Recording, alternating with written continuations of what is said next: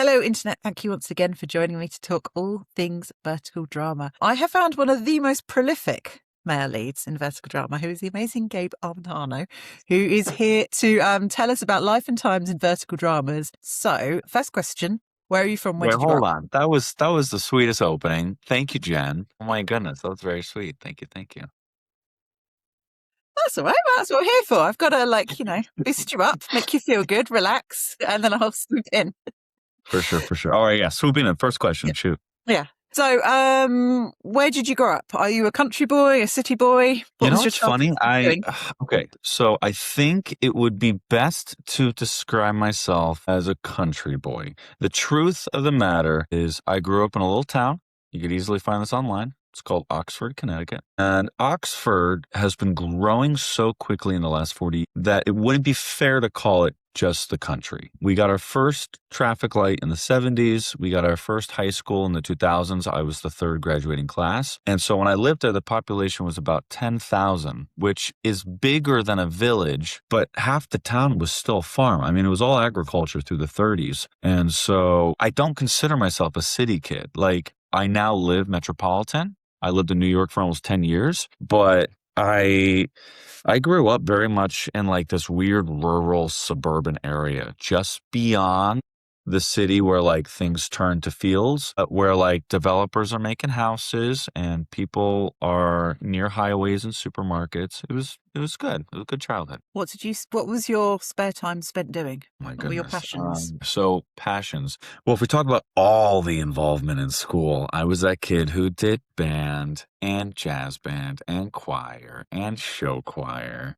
And I had so much fun doing the theater, but that wasn't how I started out. I started out as like playing baseball at school and basketball, and I was doing all the athletic stuff. And the closest to artistic creative performance I was doing at a young age was piano, which I think is kind of perfect because piano really is a beautiful intersection between technical and organic. Like, especially because I'm very much trained on sheet music. Some people find their way into it just by listening and feeling. And that's what I do while I'm writing, when I write my songs.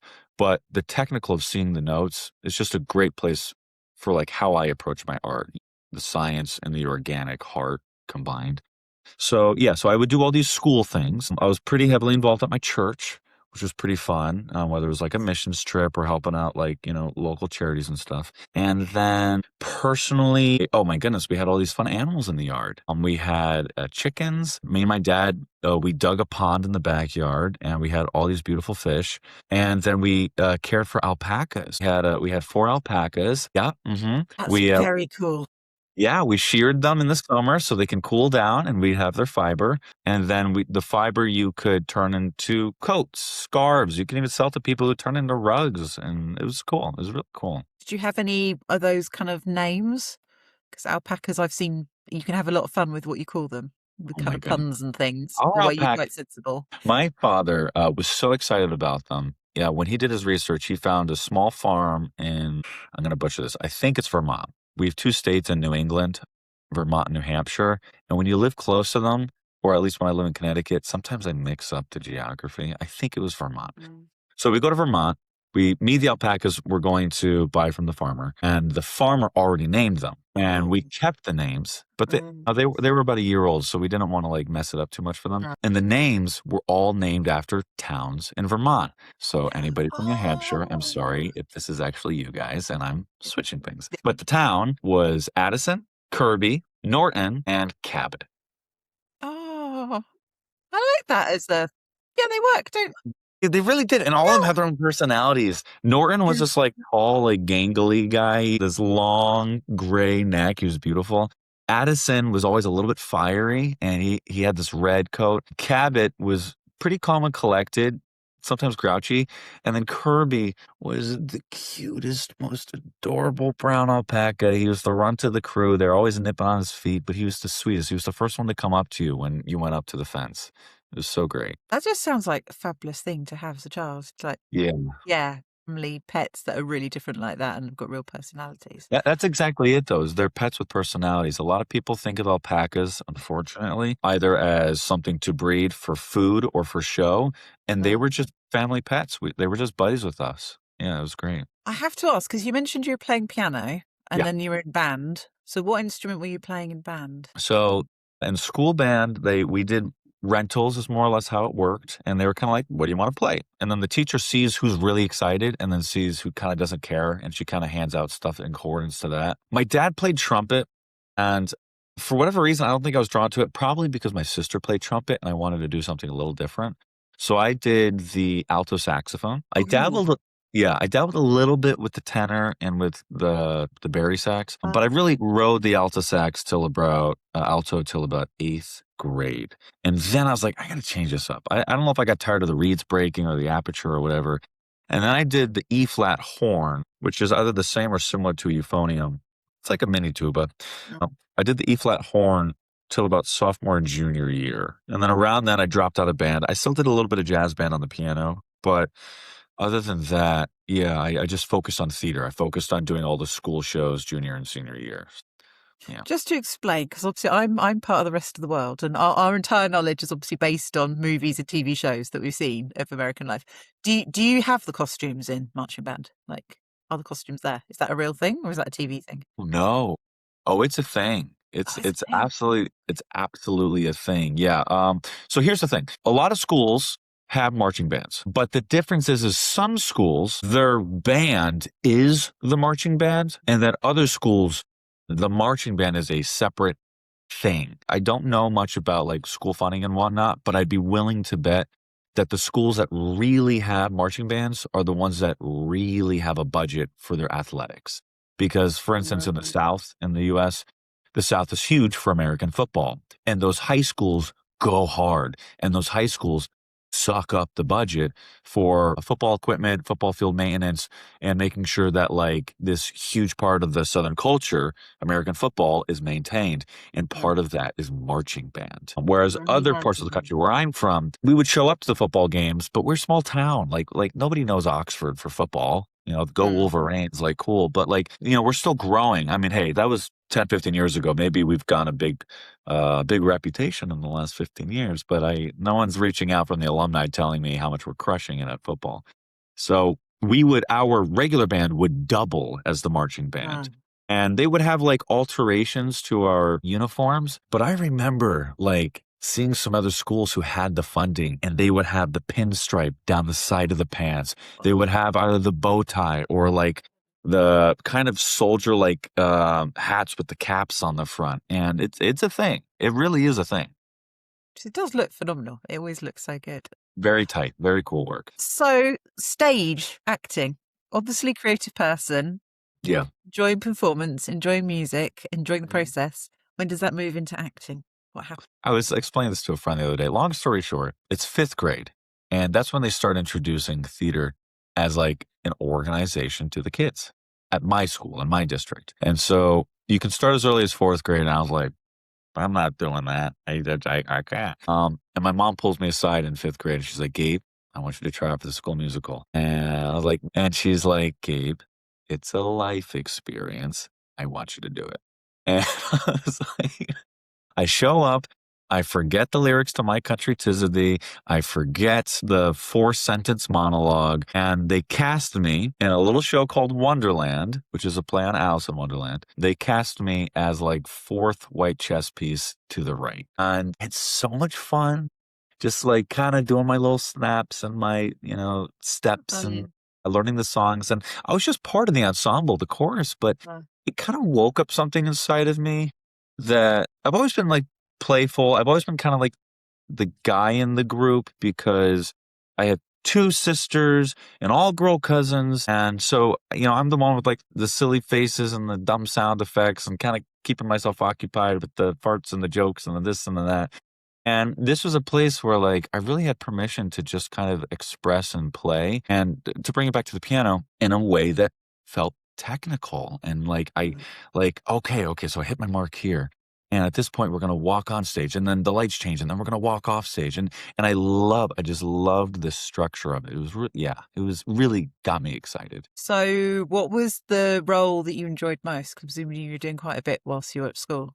Is there one that Okay. stands out that was like, that was the one I really, really loved that. So, okay, if we're talking from starting in 5th grade up until senior year of high school, I got more and more involved. And eventually, I did not only shows at my school in Oxford, but I went to the local all girls Catholic school in Hamden, Connecticut. It's called Sacred Heart Academy. And so, all girls school, they have to outsource for boys. So they get boys from their brother Catholic school. They get guys from other intramural or nearby academies, or in my case, just random public school. And I show up and hope somebody casts me. And so I got to double dip. That's why I was so busy and I couldn't do athletics anymore. And probably one of my favorite shows, I'll say two. I got to play, and I am not a ballet dancer at all. I don't know what choreography we did, but they just let us have so much fun. I got to play Riff in West Side Story. Yes. It was so good. And the guy who did it in the recent Spielberg version, I adore that man. I forget his name. He's such a great actor. I recently saw him in the the last year I saw him in The Bikers. That film with Tom Hardy and Andrew Butler. Andrew Butler, did I say that right?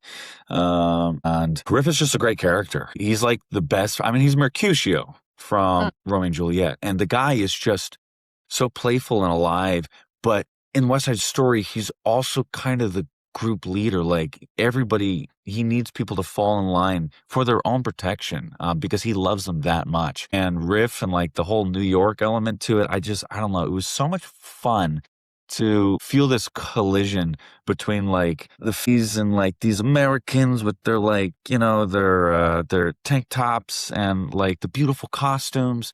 But then at the same time, like I'm still on stage, but we're not doing like Les Miserables, and we're not doing like old fashioned. Like we did Les Miserables and we did Fiddler on the Roof at the all girls school, and like those were sick, but those were big productions, and my school's little. So when we did West Side Story, it can be huge. Obviously, it's a very thorough world that was created by Leonard Bernstein and all the other people.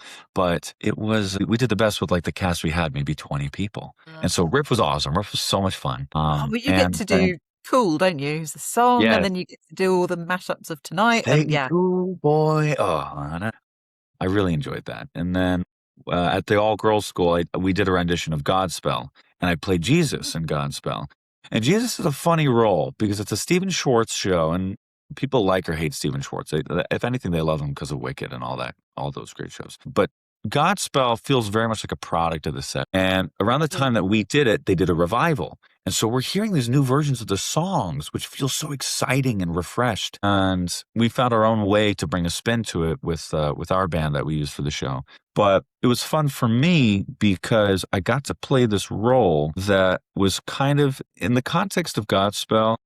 It has a very vaudevillian circus-like element to it. The character of Jesus is like bringing all these like ragtag people together as like a friend, and they're kind of like a performance troupe in some ways. And it was just so much fun getting to kind of be the clown that like just brings everyone together. And the songs are very playful. I don't know. I did a lot of shows. There was so much fun to be had in theater and musicals in middle school and high school. It really was wonderful. So when you graduated, was it always a foregone 2012. conclusion? Yeah, that you were going to go do. Like was I absolutely? No, I wasn't asking you to age yourself. No, you're fine. I mean, I will happily age myself. That's not a problem. So no, it was more when you did graduate. Was it always I'm going to pursue theatre? Was that, or what did you decide to do when you graduated?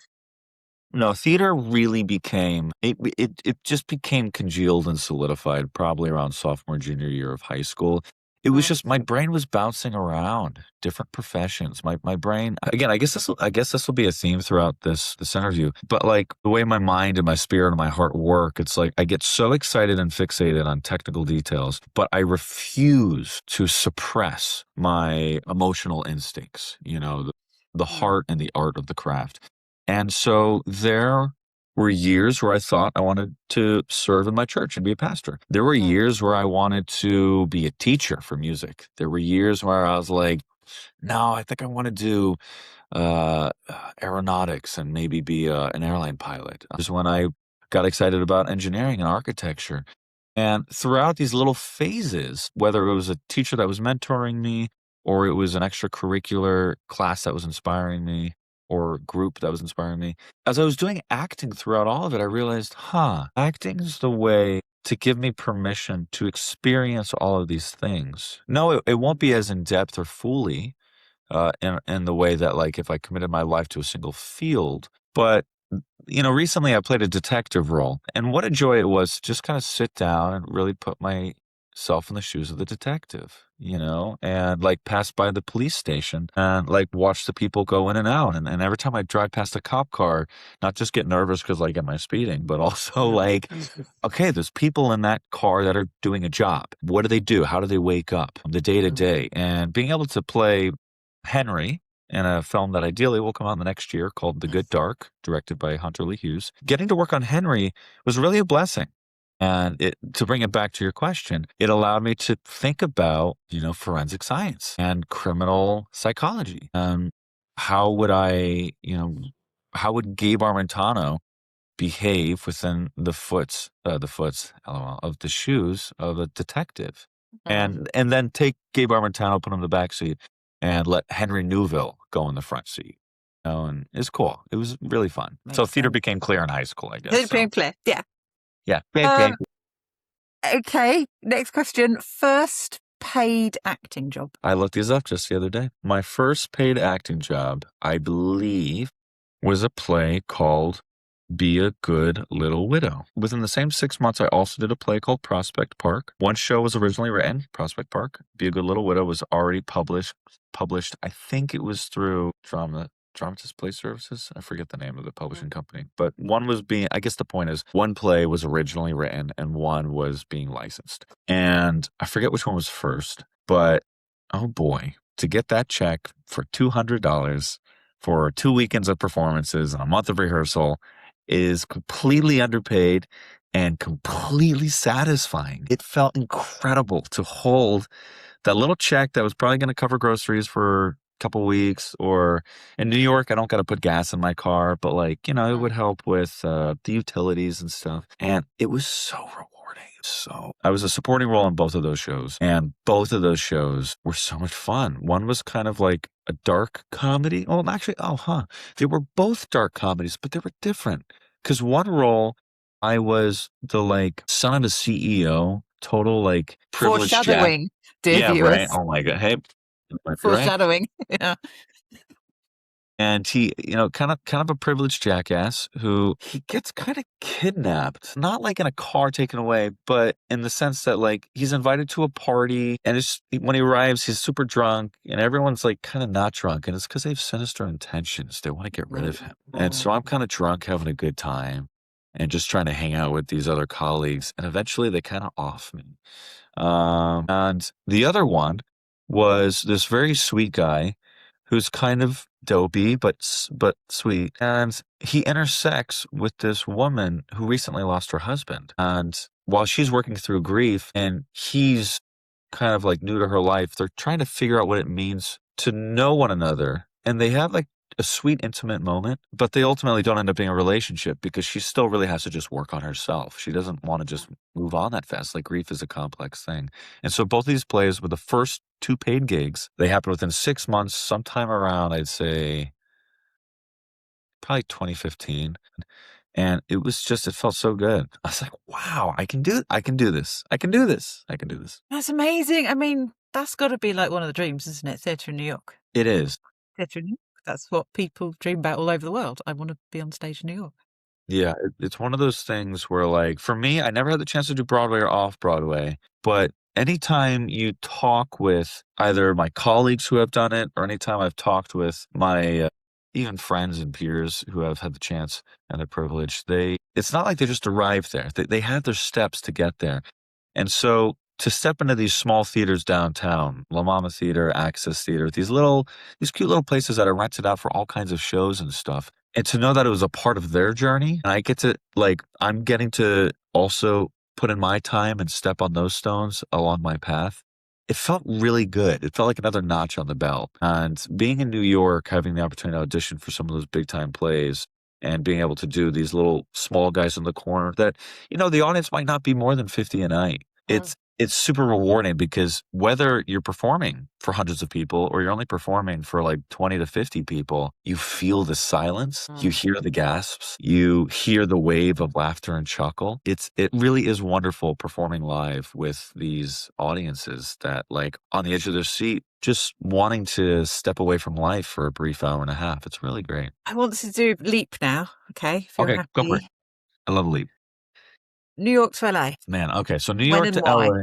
When and why? Okay, so to keep it simple, the leap to LA and New York happened between 2020 and 2022. I was in New York for 8 years. I was a caretaker. I lived with this beautiful woman in her 90s named Catherine Cumberbatch. We went from complete strangers on Craigslist to best friends over the 7 years that we lived together. And in 2020, not COVID related, she grew ill and eventually passed away. And so I was very close with the family. We're still connected. But the point is that as I guided her and the family through hospice, I very much took on that like emergency contact role because remember, it was the pandemic. So her and I are in an apartment in downtown Manhattan in August. There is no sign of vaccines. Nobody knows if we're going to get like blockaded on the island. At that time in New York, every day at 7 p.m., everybody's rolling up their windows, taking their pots and pans and hitting them as a ritual to celebrate what we called our essential workers, the nurses, the people working hard.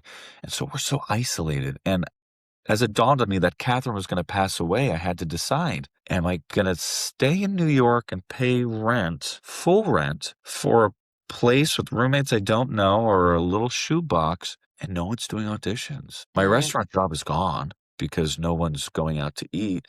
And it was very alarming. Like, what do I do? And I'm not one to panic, but I am one to like sit down and plan. And so I decided to go to my dad's in Connecticut. He had a lovely little spot in the basement on a couch. And then I purchased a teeny weeny twin size bed. And I kind of just recovered there for about a year and a half, saved up some money, worked freelance on the computer. And then eventually I had to choose, go back to New York or go to LA. And I talked to everybody. I prayed about it. I went to therapists about it. And eventually I was convinced I just got to make a decision. This is a product of decision making. This isn't a product of strategizing. You can strategize all day long, but making the decision is what will truly reveal what's right. And I had to do something new. I had to be in a new market. I knew both my parents wanted to go to California when they were younger, but they never did. And well, that's not true. My dad lived there for a couple of years. I eventually came back to take care of his family. But the point is that oftentimes you hear these stories of loved ones who think about, maybe I should have moved, maybe I shouldn't. Eventually they have kids. Yeah, it's too hard then. And I'm like, I'm going to go. I have to go. Because I don't want that to be me. I want for myself to at least give myself permission to know. And so 2022, purchased a car, drove it down to Florida to see mom. Dad's in Connecticut, mom's in Florida. Drove it down to mom. And then mom and I, in 4 days, drove across the U.S. on Route 10 and eventually wound up in Los Angeles after 4 days. That's a test as well of a relationship. Yeah. Oh my Isn't goodness. it? Yeah. I But mean, me and my mom are so. you got to love each other though, haven't you? Yes, it's true. It's very true. And then clearly it's worked out well for you because I believe as we chat, you are currently in Los Angeles. So there you go. Yeah, it's true. Here we are. So arriving in 2022, what sort of work were you finding was available as someone looking for acting work? What were the kind of jobs that were appearing? Man, I don't know. That's to keep it simple. I've always struggled with reps and agents and stuff like that. I'm currently working with a team and they're very talented and I appreciate their work. But even when you feel good about your rep team, the next question is, what do I have to get to the next place regarding my package, my portfolio? And so even when my rep team is working, I've still struggled to get conventional credits in network TV and studio films. And so my resume right now is pretty stacked with verts, which is very exciting. And I have nothing but to be grateful for.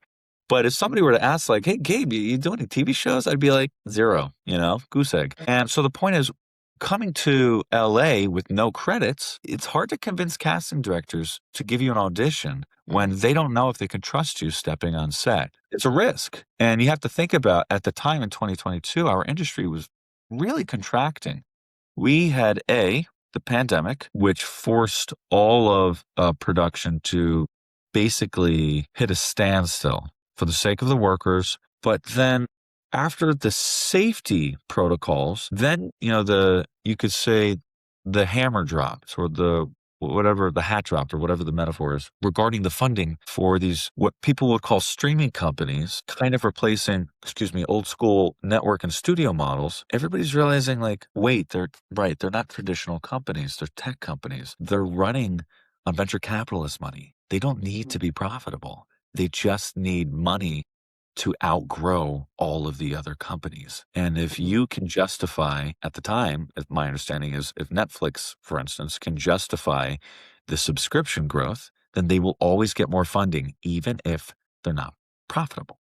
And so my understanding is, since then, like, Netflix has been a profitable model, but all these other companies playing catch up, wondering why their streaming platforms are not operating well.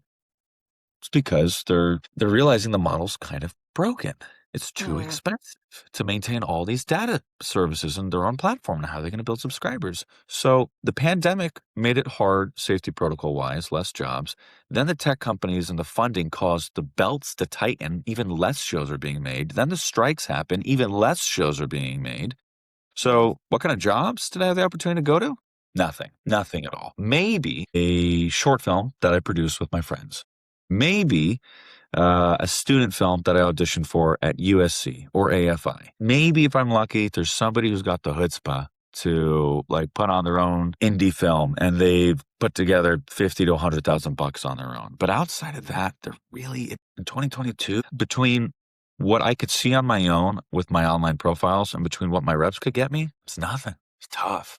So then these things called Mobisodes start popping up. Yes.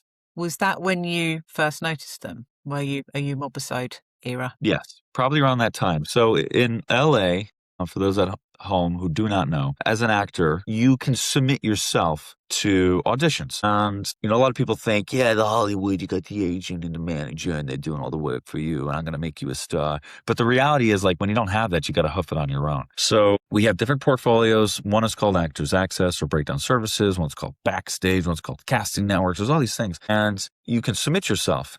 And it's like a job listing. It's like LinkedIn. It's like, I'm trying to think, Monster.com, Craigslist, whatever. Like you go for jobs online and you see what's the name of the job, what's the title, what's the description, what's the pay rate. And it's the same thing specifically for acting. And all of a sudden we start seeing these Mobisodes. And most people, when they think Mobisodes, they think like 2014, 2016 YouTube, where, like, all right, YouTube now allows a higher cap for creating video content. I guess I'll audition for this weird, like, web series that somebody's got some money to make. But there were a lot more breakdowns, and they had these really weird titles, Secret Alpha and the Cursed Love or whatever, or like, CEO to my heiress, blah, blah, blah. And I was like, what is this? And there were so many of them, and I read the descriptions. And quite frankly, as an actor with, I don't want to say an ego, but somebody who, there comes a point, I think, where, if I want to be honest, transparent with my audience, maybe there's a little bit of a chip on my shoulder. I don't want to say fully, because I know that having a chip on your shoulder for some people can really prevent them from working. And I consider myself to be like an open, optimistic, heart-forward approach to my work. But as an actor trained in New York, and as an actor who's been working on this thing for however many years now, it's like, this looks like some dirty, gross, weird web series soap opera thing, and I'm going to pass on that. I am going to hold out for the really good play at the La Mirada Theater near LA. I'm going to hold out for that TV network audition where I get 5 lines as barista number 2, I don't need to spend my time doing that, because worst case scenario, I might do this and somebody's going to mistake it on my resume as like an adult film. And I don't know. I think I'm going to skip. I don't know. It looks unsavory. And then not only the breakdowns happening, but you start seeing them on social media, and you're like, it looks so cheesy, and the quality, I don't know. And the whole Mobisode thing, it just didn't click for me. I actively avoided it, and I chose to not audition for them. And at the time, most people would turn their nose up to them. And I would willingly admit that there were times where I was doing that as well.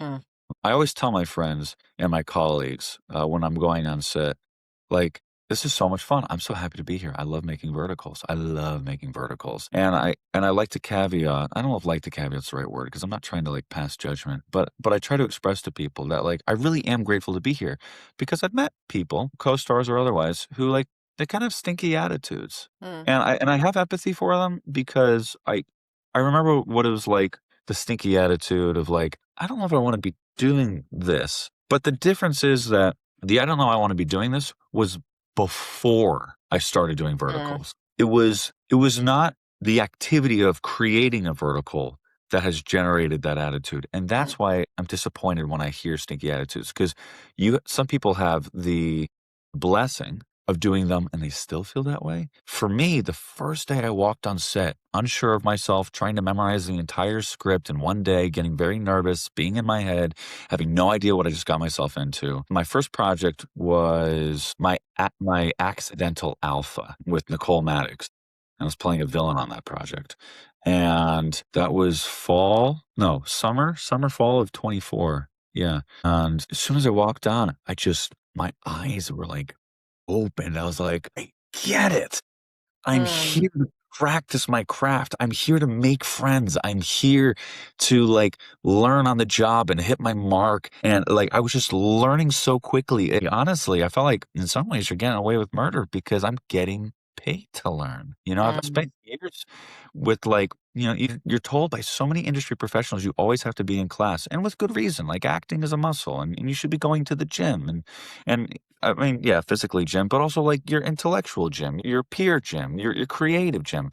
But you got to pay a lot of money. These classes are expensive for actors. People don't realize that. Like we're expected once a week, 4 times a month to be in class minimum, and you're spending between $250 to $400 a month. Like in the US, that's health insurance. People have to choose between acting class and health insurance. Like what? And so it's expensive. And when I stepped onto that first set and realized I was being paid to learn, and I felt like I was still bringing something to the table, I was still taking ownership of my role. Jen, oh my goodness, my heart was so full and excited, and I've just ran with it ever since. I've run with it. I have let go of whatever residue of pretense and my favorite phrase, the stinky attitude. I've let go of that, and I've fully embraced this community. It's really. I have to ask, because you've mentioned you have like this technical part of you. Is there part of you that's fascinated with just the sheer speed and the way they're put together? Because that fascinates me for like a vertical. Yeah, I was just thinking with the technical brain of just being able to see there, seeing the speed with which it happens, and the editing's already happening, and how fast it comes out. I imagine that. Goodness. I imagine for your brain, that's kind of a really cool thing to see and observe and learn about. Yes. Well, every time I step on set, I really have to manage the voices internally, like the producer hat. I gotta know when to put it on, take it off. The director hat, put it on, take it off. At the end of the day, I'm hired to act. But the reality is, on verticals, I think that's to bring it to your question. The technical part, I really find that when I'm hired as an actor on a vertical, and someday somebody might correct my ass, and like that's totally cool. I respect it. I am hired as an actor. Part of me feels like that's not entirely true because the scripts, a lot of them, based off, we'll say, Chinese IP, written in Mandarin, translated into English, localized into English again, and then eventually on my page in front of me. We're also doing the writing on set in some ways too, because not every line is word perfect, purely because of how much time we have to prepare, but also because some of the lines just don't come out well. They're still like they need to be a little zhuzhed, a little cleaned up. The part of me's kind of hired as a writer, and then part of me also knows that like we've got 2 cameras going at once. We're doing multicam, sometimes 3. I heard someone the other day say 5. I've never done 5 cameras. The most I've done is 4. On average, 2. I have to be aware of where my body is. How is it affecting my co-star's lighting? Where's the camera? Are they doing a close? Are they doing a wide? Am I giving them what they need based off the geometry and the shape of my blocking? Ideally, as an actor, you don't think about that. The entire production team moves mountains to make sure that they are capturing your performance so you can just focus on your performance.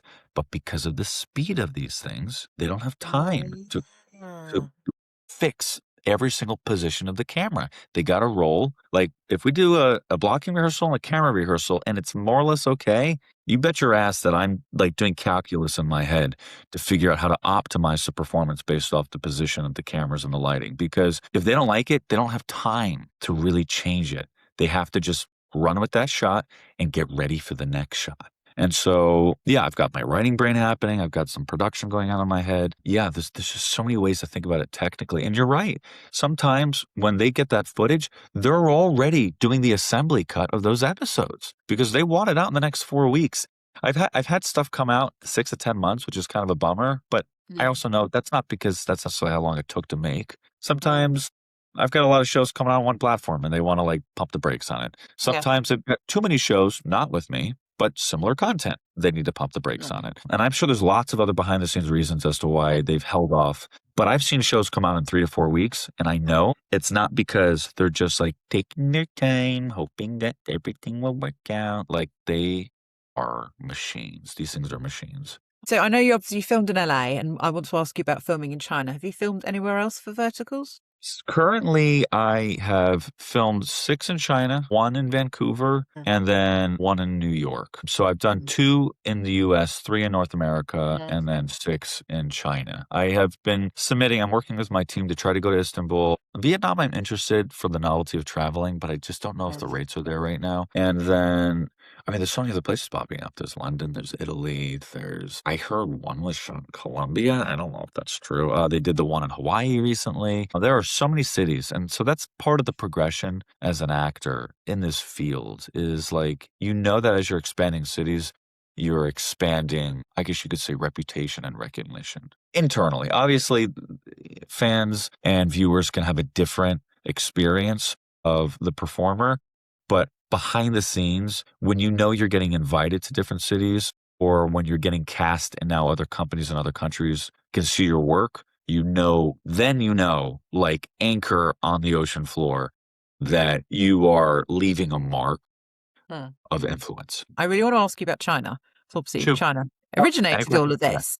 So what is it like going somewhere that is, I guess, multiple years ahead in the cycle and have kind of had a lot more time? Yeah, basically impressions. And I also want to ask about sets as well, because I've been told that they've got huge sound stages so that you've got, rather than moving location to location, like you've got everything there that you need. So, okay. Let's think about this. The good. In China, there is no lack of vertical work whatsoever. They are apparently, I've heard, could be less, could be more. I've heard the figure, there's a 10-to-1 ratio.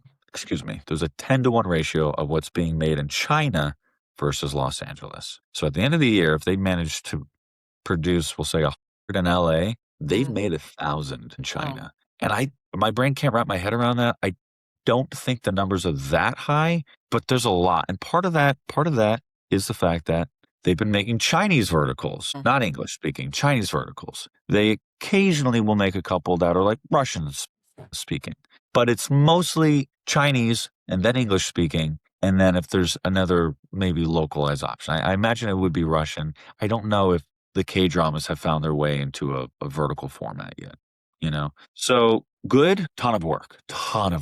What you were just talking about, sound stages. So I went to Qingdao in the spring of 25. Wow, the year's almost over. The spring of this year. I performed in like 6 cities, but I've been to other places in China as well, traveling. In Qingdao, they definitely have what you would call like a lot.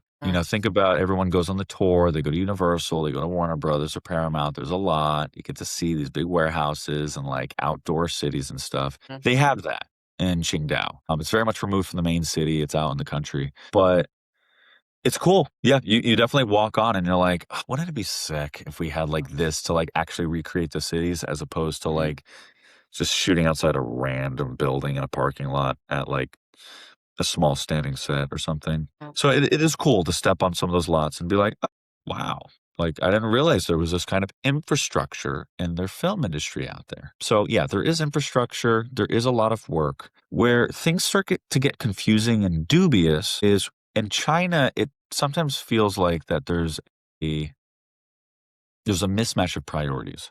In China, it very much is like we need to get it done as fast as possible at all costs. And because, like you said, they're the originators of this content. They understand that it's metrically driven. Watch retention, eye retention, audience retention, and viewership rates need to go up. That's why some of them are edited so quickly. They need as much coverage as possible. Coverage meaning just recording as much footage as possible. And so they oftentimes are shooting with 3 cameras instead in China. They oftentimes are getting even more setups. And that leads to longer days. And so at all costs, as much as possible, those days are just longer. From like a cultural sense, the days are longer purely because the expectation is to have 2 meals on set. You know, in the US, you do 1 meal after 6 hours and everybody wants to be home before the 12th hour. But in China, no matter what, guaranteed there's 2 meals. I think there's just the understanding that like you should be eating at work and production should be taking care of that. And so you'll eat somewhere between 4 to 7 hours, and then you'll eat again somewhere between 4 to 7 hours after that. With this, like, as much as possible at all cost and trying to get as much coverage as possible, yeah, you'll get those 2 extra meals on set or that extra meal on set, but the days are long. Days are really long. Like, usually you're doing a 14-hour day, not including the commute. So you're on set for 14 hours. And then your days can go higher than that. I've been on 18-hour days. My longest day was 23 hours. I would say the rule is about, I'd say about 14, 16. Well, ideally, they're finishing at 13. I've been on some incredible productions in China that like, oh, this feels like LA. They're crushing it. This is going really well. And then I've been on some other sets where I'm like, I think to give them the benefit of the doubt, as sweetly as possible, I think you guys, your heart's in the right place. You're trying to get it done. I also think you're just lacking film education. You know, like I can't tell if your 3rd or 4th videographer is actually a photographer who owns a DSLR camera. You know what I'm saying? And he's just been hired to get extra footage. And so it really is a balance. You know, I don't know if it's even platform dependent because the platforms, they put out a range of quality. And after talking with some of them, again, because it's a numbers game, they all know that they're not all going to be hits. So they just gotta make something. And yeah, there's actors that they're excited to put their money behind. To place a bet on. There's scripts that they feel are similar to other platforms or similar shows they've done that they think will perform better. But at the end of the day, they are just trying to make stuff for as little as possible. So when the one thing does pop off, that one thing makes all the money back. And it's subscription rates, credits, whatever, you know. I mean, some of them use advertising, but most of them we know are like subscription and gamified credit models. So yeah, China's an interesting beast. And I like to go back, partially because I enjoy traveling, partially because I've made a lot of friends out there. And I don't know, this isn't meant to like put anyone down. I just know that I have thick skin. And some things will put people at their limit, and reasonably so. You know, the days are long and they're tiring. For me, the only thing that really upsets me is overlooking safety. That's really it. Overlooking safety and overlooking intimacy needs, that's really all I care about. If it's taking too long for the meal, I'll deal with it. If it's taking too long for like other quality things, you know, Papa Gabe will step in on others' behalf, and I will be stern with production and make sure that like they understand that I am either satisfied or disappointed in the current behavior of what's happening on set perhaps. But overall, I understand their limitations. I understand that I'm hired there because they need something that is featured, bringing like an elevated quality, whether it's just performance or a look or reputation to the project, because otherwise they're trying to save. They're trying to save on locations. They're trying to save on local talent. They're trying to save on food and equipment and budgets and crew. So it's like, I'm happy to go there and like still give it my best, because otherwise, like I said, sometimes people do show up and it really is just a check. They just make things harder for everybody, and that stinks. I think that stinks a lot. It's really interesting you were saying, obviously, the model about the fact that you make a lot with the hope that one. I was told actually it was a similar ratio. I was told it's probably 1 out of every 10 that is made is sort of is the hope that that will be the hit. Yes. As an actor then, so what are you told? Do you get a sense of these are the shows of mine that have gone bigger? Like, do you get told numbers? Is it more from like reaction you get? How do you measure that You mean like yourself? when I'm trying to like run the calculus of how they do well and which ones do well? Yeah, I was just wondering, like, do you get told? Is there like, oh, we're really pleased with this one. This one's a big hit.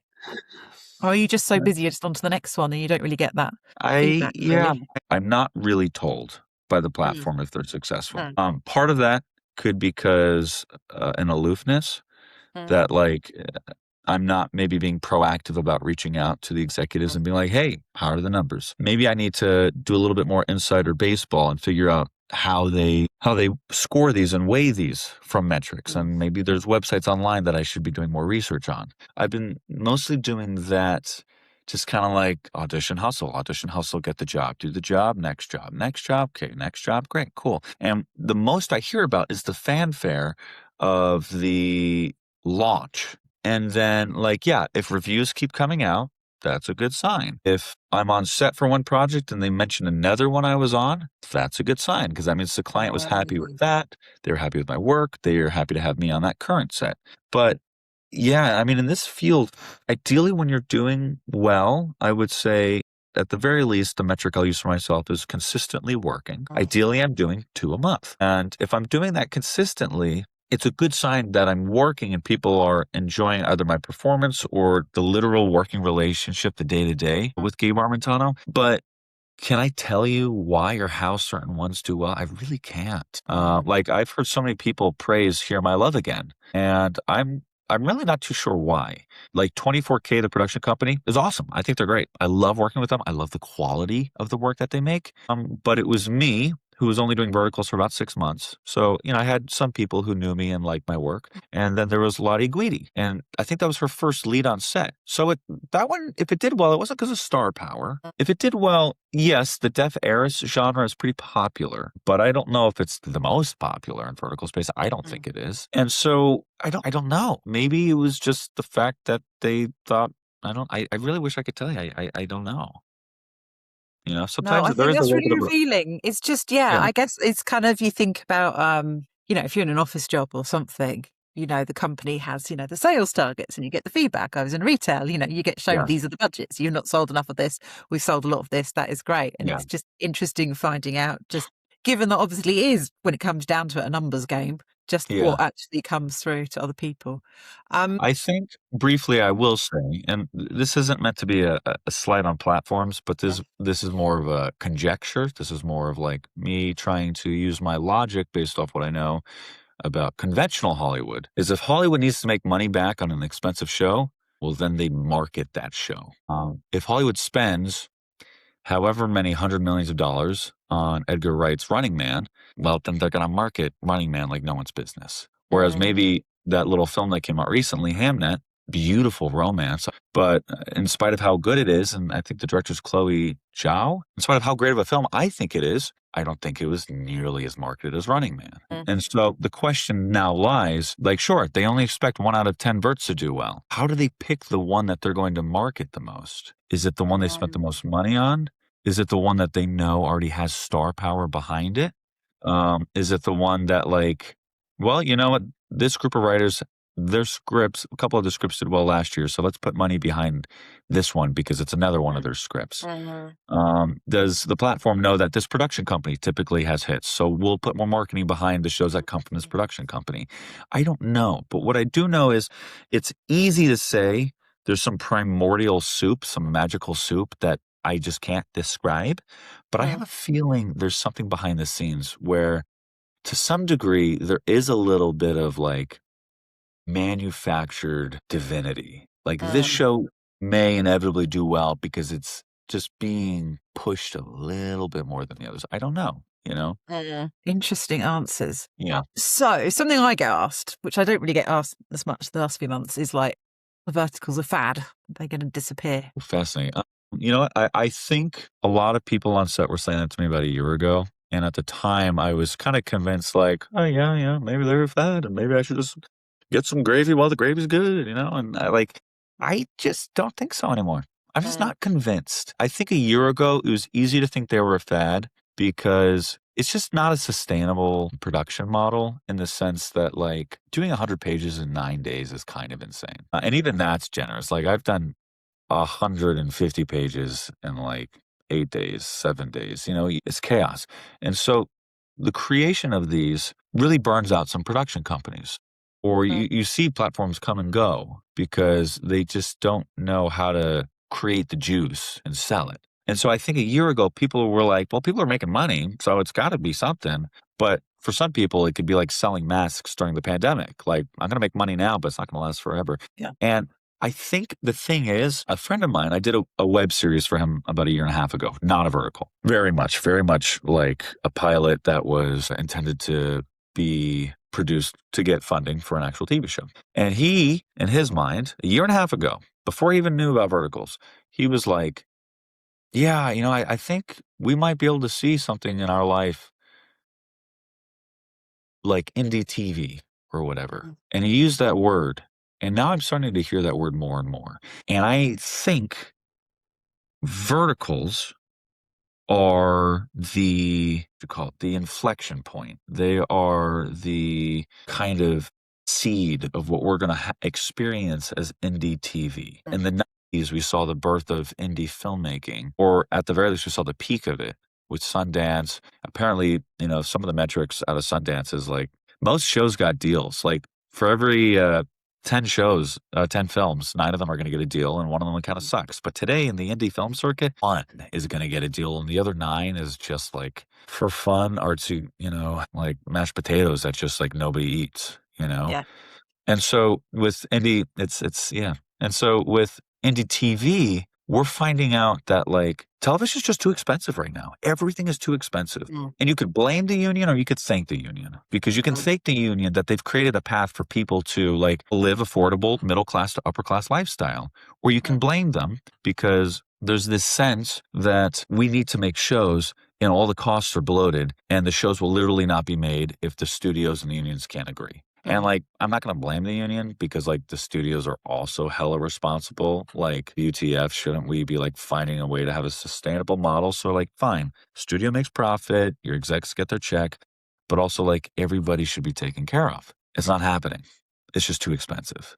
And so when you find out that a feature-length script, which is effectively produced and distributed as a TV show, is funded for under $300,000, and you can make money on that, suddenly it's like, oh, we're going to try to make some money. Not only that, what's really fun about this space is there's not only people who are trying to come in and I would say regulate it, but there's a lot of people who just want to play in the sandbox. And so I know there's a lot of platforms right now, they're trying to stick to like the genres that work, the plots and the characters that work, but there's a lot of people who want to experiment. And so I think we're really seeing this nice intersection of like commerce and artistry, where people who really like to play are also working alongside people who just want to make money. Because at the end of the day, again, as I said earlier, these are tech companies. They're not traditional studio projects. So a lot of them, they want numbers. They want to see the bottom line. And a lot of people would be like, well, Gabe, most of the studios, that's all they care about today too. Fine, sure. But 50 to 100 years ago, I don't think that was the case. Warner Brothers is on the chopping block right now. And when Warner Brothers started, I know it was an opportunity to make money, but boy, did those people love cinema. You know what I'm saying? They loved the craft of filmmaking. They loved the opportunity to tell stories that influence culture and change lives. And today, everything is just numbers and metrics. And the fact that like I'm part of an indie TV movement that like, sure, yeah, we have to do numbers and metrics. This stuff is ran by zeros and ones and profit rates, or profit models rather, but also I'm alongside other creators, producers, actors who like are excited about like bringing something new, a new medium. Every time Instagram changes its algorithm and favors a 60-second clip or a 2-minute clip or a 10-minute clip, same thing with YouTube, same thing with TikTok. Well, now we're going to see with these. Now we're going to see the difference between 60 episodes and 80 episodes. Shows that are 40 minutes or an hour and a half. We're going to see it different, whether it's advertising based or it's based on subscription. And ideally, in my opinion, what I really want to see is shows that center around a character for more and more seasons. Like, how awesome would it be? Like for me, I need to figure this out or write this down. But I think I need to write myself like a detective script or something, which would be for just like a show for a vertical.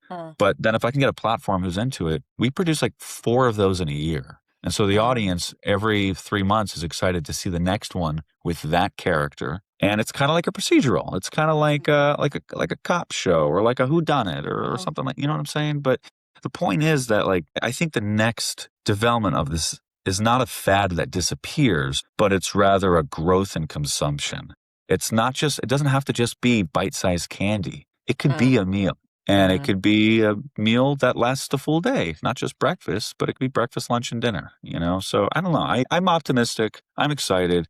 I could be naive, but I'm going to keep my eyes open because not only has this thing paid my bills, but I've made so many friends and so many artists, and I want it to keep growing. Yeah. So you've explained beautifully, I guess, from the creator's point of view about it. But obviously the other key thing is that more and more people are watching them. And that's Yeah. what keeps the industry growing. It's Yeah, constantly sure. bringing in new viewers and, you know, people like myself who are like, I love these things. These are brilliant. What is your sense of what is bringing fans in? Do you have a sense of that? Of like, why are people watching these? What are they delivering that are bringing I people joy?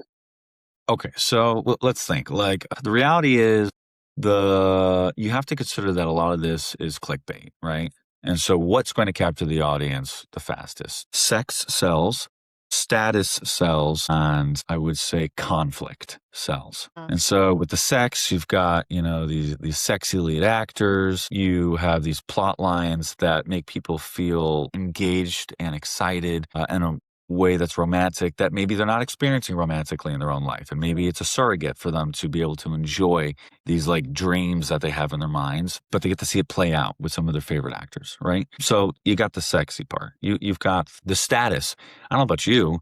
There's been many times in my life where I feel like I'm lacking status. And today, in my own way, I feel I lack status as well. Well, I get to be a part of this like crazy plot where like there's a bunch of billionaires, these competent, like high society people, and I get to watch it. See, you know what's funny? I never thought about this till now. The interesting thing about the traditional, I never thought about this till now.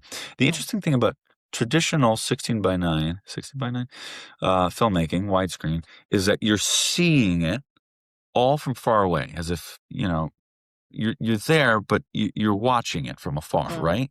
The vertical frame, because of the shape of the frame, almost gives you the opportunity to make it feel like you're just behind the person watching, rather than hiding behind a bush, popping up and seeing the world and getting to like watch the party. The vertical allows you to stand right behind the protagonist. And here is where you just get a little piece of that drama. And so, yeah, a lot of people like to see the status. They like to see the sex. They like to also see the conflict. And so within that little window, yeah, kind of exciting to watch families bitch and moan with each other. Because surprise, we all have families and sometimes that happens. People like to see the medical stakes. You know, everyone knows what it's like. I mean, I can't say everyone, but a lot of people know what it's like to have, you know, illness. And sometimes those things feel out of control. The conflict, the slaps, the action. Oh my goodness. Casey Esser has been, you know, really pushing, I forget what the name of his recent project was, but he's got that action-packed one that recently came out. And like good for him. Like super exciting to like just keep pushing the action genre, because who doesn't love to see a couple explosions and, you know, a couple stunts that like make us feel strong and alive? And I think it's part of the reason that the superhero genre of superhero fatigue has had staying power, because we experienced the same thing with Westerns in the 50s. Like people like to feel like their life is not just the wake up, go to work, come home, but there's like an event, an action taking place. So I think those are the three things that keep people coming back: the sex and the romance, the status and the conflict. But the reality is there's so many other untapped ways to bring people in. I know that the metrics say that horrors don't typically do well. I think they don't do well because they're not in front of the right audience yet. I think if a platform comes out and only makes horror, they might be able to actually get a sustainable business model. But horror makes sense to me because if you have sex, conflict, revelation of exposition as like ways to hook an audience at the end of each episode, well, the next thing, sex, action, revelation of exposition, would be jump scares. We really have jump scares in verticals, and they're used all the time in horror. Ooh, sorry, I'm now desperately going through every vertical I've ever watched. No, I can't think of one particularly. And so, like, Very this rare. is something that is underutilized and would easily increase, I think, watch retention for the horror fans. Not for everybody, because horror's not for everybody. But I think that could be useful. And I think beyond jump scares are other ways of getting creative to, fine, you want your numbers up? There are other ways to keep the watch attention, to hook at the end of every episode. And we're going to see how creative people get in the next 5 years. You've been amazing. I'm conscious of the time. Can I ask you 2 or 3 really shallow questions? Yeah, I love shallow questions. We've done some wonderful, like we've gone into like industry and meaning and now, okay, your hair. Yes. I feel like it's styled very differently in lots of different verticals. And sometimes it looks darker and sometimes it's gel and sometimes it's back and sometimes it's natural. And I kind of like, how long are the discussions about each vertical, how you're doing? How are we styling Gabe's hair in this one? Goodness. Okay, so the current one I'm doing, for those of you at home, is this an audio podcast or it's video too, right? Video too, yes. Okay, yeah. So you guys are going to see this garbage growing on my chin right now. The current vertical I'm doing is a really fun family drama about this guy who, I don't want to give away details, but long story short, he's just been put through a lot. And so he's not clean shaven. And as you can see, like, I have no activated follicles. So this is the best I can provide. And in some ways, the scruffy still works for the character. And so the same goes for right now, of like, my hair's just longer. We're letting it curl. We're letting it, because I've done some projects where they will spend 25 minutes straightening it for the CEO vibe. You know, they just want the aloof, stone cold CEO. But for this, it's like, this guy's out of prison. He's tired. He's been beat up. And he's like, the way he looks is not his priority. Like, the only thing he cares about is his grandpa. Like, that is it, you know? Yeah. So, but yeah, hair is such an interesting thing. It's just, we can go in and in, but we'll leave it shallow. But yeah, it changes all the time. I try to keep it healthy with a little bit of a hair care routine. I try to get it cut once a month. So I give them something to work with. Otherwise, it gets too long and too messy. And the reality is, I think most of these vert companies love me as CEO. I'm not really the mafia guy. I've been going to the gym, but like, I still don't quite have those washboard abs. You know what I'm saying? So I'm not the mafia guy with like the super sexy, whatever. The CEO seems to be my thing. And so I have to keep it kind of like clean cut, you know, and this is just a little different than usual. And it's been really fun to be on this set. Favorite stunt or action or cool thing that you've got to do in a vertical? I've gotten to do rain machines. I've gotten to do jumps in pools before. Oh, one time in China. Some people might think this is dangerous, but I just don't care. I rode on the back of a motorcycle. It was this really cute romance. Let me think. It came out already? I think it was Catch Me If You Can. Catch Me If You Can was the one. Yeah, and so for a brief moment, I'm on the back of a motorcycle. This like badass woman is driving, but the helmet's closed so you can't see who it is. And I'm just like so in love with her from the past, but I couldn't see her face. I can't remember who she is. But in the scene, I actually got to climb on the back of the motorcycle, and the stunt artist probably sped up to like 20, 30 miles an hour. And the van was driving right next to us, shooting outside with the door pulled back. And it was sick. So much fun. And like, I've always had this like draw to motorcycles, but I've never taken the leap to learn. I didn't really grow up around them. Someday I might take I know some people are like, they're moving coffins, and I understand the concern and the fear, but there's just a part of me that like respects the shit out of Tom Cruise, who like literally trained on a dirt bike and motorcycle to fly off the mountain for one of the recent Mission Impossibles. But yeah, it felt good to just climb on the back and ride for like, I don't know, a tenth of a mile. It was so much fun. It does sound fun. And also just the fact that like that's so movie, isn't it? Like the camera's keeping pace. Oh, that's really cool. Yes. Really, really cool. Do you have a character of the ones you've played that you would quite happily go out for a drink with? Go out for a drink with? I would that's such a great question, Jen. I would happily go out for a drink with... This is going to sound very silly. A lot of the CEO characters, they are some gnarly people. Sometimes they're grouchy or aloof or whatnot. I played an assistant once. I'm trying to think of his name. It was the one with Mario back in China. And it was like 18 to 30, something like that. My love, 18 to 30. Nice to hold you, 18 and 30. Your character's called Jack Miller, according to IMDb. Yeah, thank you. And Jack is he's got your back. He's just got your back. And like, that's such a good choice. Yeah. Yeah, I feel like you would have a better drink, wouldn't you? You would have more fun with the assistant than the CEO. Right. Because as you said, the CEOs, You don't There's know if they're normally gonna more. pop off and freak There's a out weight, or isn't get there? There's a weight to being a CEO. As the assistant, yeah, I love that. And also, if you get into trouble, the assistant will sort it all out. So ideally. Yeah, thank you, I Jack. love Oh that. my goodness. And then final question, which is kind of based on your idea, which I think is brilliant, of, recurring character. Uh-huh. Who would you, or what storyline do you think, there could be more with? Is there one that you've done that you're like, do you know what? Yeah, we could do follow-up Oh, series, or which we could have, character would I like to do a follow-up to? yeah, but, potentially also with, your co-star. It's I'll like, tell you actually, yeah, right now. we could tell more about this story. There could be Yeah. another sequel. Yeah. I loved working with Kylie Nicole Pearson, very talented actress. And we did, I think, a show called After All This Time. Is that it? And we shot in December, but it came out sometime this year, I think. Is that it? Does Yes, it that is look called at After All This Time. okay, yeah. I see you Um, checking the list. I was like, please tell me I I'm saw it wrong. on IMDb, everyone. Don't worry. No, you're good. Oh, And your so hair after all slicked back, so I think you were a CEO. well, actually, in that one, this is part of the reason that I'd Yeah. like to do it again, is because in that one, I played a movie star. And I played this Oh. guy who's kind of self-involved, but well-meaning. And he really just like time after time after time ignores and hurts his romantic interest, which is Kylie. And he eventually has to kind of let go of his ego and embrace the love even after he's lost it. And in the end, they sort everything out. But I really like the story because it was a short one. It's always fun, interesting to shoot a 6-day or a 6-day project, 60 pages. And it bounces between present day and past day. So we have our high school years where we fall in love, but it never works out.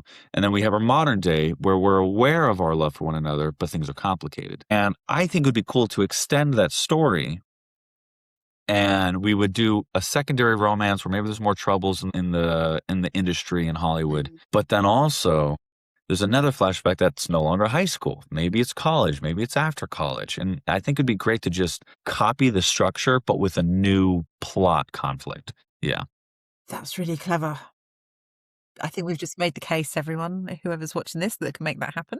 Thank you so much. I just want to say thank you because you've been amazing and we've just had the best time. So I Thank really, you. really have enjoyed it. And I think everyone will appreciate just your insight and your thoughtfulness about everything I've asked you. So thank you, thank you. And yes, please make lots more verticals and also other projects and all sorts of exciting ways that you can explore being creative. Thank you. Heck yeah. Thank you. All right. Keep doing your thing because, like, you have been amazing for the community. You have just been crushing it and finding ways to, like, put a spotlight on actors and actresses and important topics and shows. I don't know. Like, all the good work you're doing is making the industry better. So thank you.